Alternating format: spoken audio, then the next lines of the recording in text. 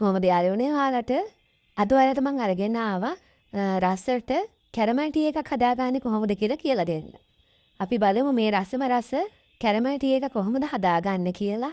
සීනි මේස හඳ 3ක් මම භාජනයකට දාගෙන කැරමල් එකක් හදාගන්නවා. කැරමල් එක ලස්සන පාටකට එද්දී වතුර මේස හඳ 3ක් විතර දාගන්නවා. මේ වගේ පාටකට නම් ගන්න එපා යාළුවනේ. මගේ කැරමල් එක ටිකක් කර වුණා. ලා පාටක් එද්දි තමයි අපි මේ විදිහට වතුර ටික දාගන්නේ. ඊළඟට මම ෆ්‍රෙෂ් මිල්ක් වලින් මිලිලීටර් 400ක් දාගන්නවා.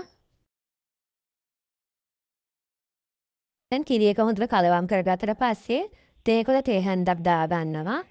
කරදමුං කුරු ටිකකුත් දාගන්නවා. ඒක අත්‍යවශ්‍යම නැහැ. තියෙනවා නම් විතරක් කැමති නම් විතරක් දාගන්න. දැන් කිරි එක හොඳින් උතුරනකොට මම ලිප් ඕෆ් කරගෙන වෙනම කෝප් එකකට පෙරා ගන්නවා. ඉතින් ඔය විදිහට තමයි මම රසම රස කැරමල් ටී එක හදාගත්තේ.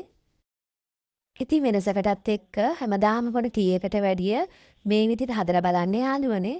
මේ වගේ තවත් රසම රස රෙසිපි බලන්න අපේ channel එක follow කරලා තියාගන්න යාළුවනේ. ගිහිල්ලා එන්නම් ඔයාලට සුබ දවසක්.